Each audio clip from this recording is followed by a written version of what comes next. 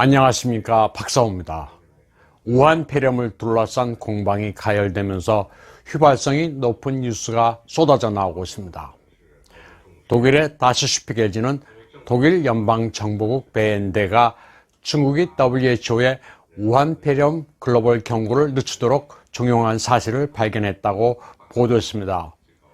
독일 연방정보국의 보고서를 인용해 2020년 1월 21일 시진핑이 WHO 사무총장 테드로스에게 전화를 걸어 우한 폐렴이 사람 간에 전염된다는 사실의 공표를 유보하고 팬데믹 선언을 늦출 것을 요청했다고 전했습니다. 슈피겔에 따르면 독일 정보국은 시진핑과 테드로스의 이 같은 전화통화 때문에 세계가 우한 폐렴에 대처할 시간을 4주에서 6주 정도 허비한 것으로 추정했습니다. 이에 대해 WHO는 성명서를 내고 슈피겔의 보도를 부인했습니다.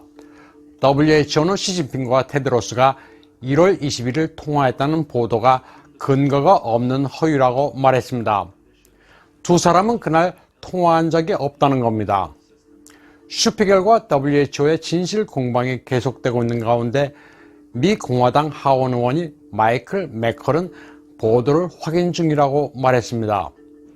그리고 시진핑과 테드로스의 전화가 사실로 드러날 경우 이는 테드로스 사무총장이 중국 공산당과 공모한 확고한 증거라면서 더 이상 WHO를 이끄는데 적합하지 못하다고 강조했습니다. 2019년 10월 18일부터 27일까지 중국 우한에서 열린 세계 군인 체육대회에 참가한 선수들이 당시 우한 폐렴에 걸렸을 가능성도 뒤늦게 제기되고 있습니다. 데일리 메일, 데일리 미러, 뉴욕 포스트 같은 유럽과 미국의 여러 언론들이 며칠 전부터 일제히 보도를 쏟아내고 있습니다. 특히 프랑스 선수단이 우한에서 바이러스에 감염돼 귀국한 사실에 주목하고 있습니다.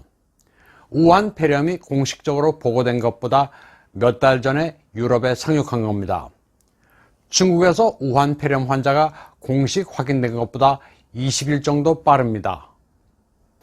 우한에서 열린 세계 군인 체육대회에는 1만 명 이상이 참가했는데 프랑스 팀은 402명이었습니다.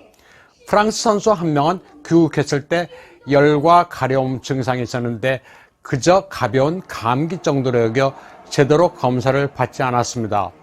근대 5종 경기 챔피언인 31살의 엘로디 크루벨의 경우 동행했던 남편까지 감염됐습니다.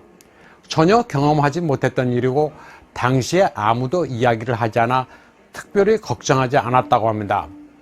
엘로디가 자신의 증상에 대해 털어놓은 것은 3월 25일인데 대회에 참가했던 많은 선수들은 언론의 취재에 답변하지 말라는 지시를 받았습니다. 프랑스 언론들에 따르면 우한에 참가한 선수들은 군 당국으로부터 취재에 응하지 말라는 다짐을 받았습니다. 익명을 요구한 한 선수는 바이러스는 11월 1일에 프랑스에 상륙했고 우한을 떠난 것은 10월 28일이니 아무 걱정 말라는 이야기까지 들었다고 합니다. 프랑스 언론들에 따르면 환자는 100명이 참가한 스웨덴 팀에서도 나온 것으로 알려졌습니다. 미 NBC는 사설 휴대폰 위치 추적 분석을 인용해 2019년 10월 우한 P4 연구소가 폐쇄됐었을 가능성을 제기했습니다. MBC 런던이 입수한 이 보고서는 2019년 10월 7일부터 24일까지 우한 연구소에서 휴대폰 신호가 없었다고 했습니다. 그러면서 10월 6일부터 11일 사이 위험한 사태가 발생했을 수도 있다는 가설을 제기했습니다. 그러나 우한 연구소가 폐쇄된 증거나 바이러스가 우발적으로 누출됐다는 증거는 제시하지 못했습니다.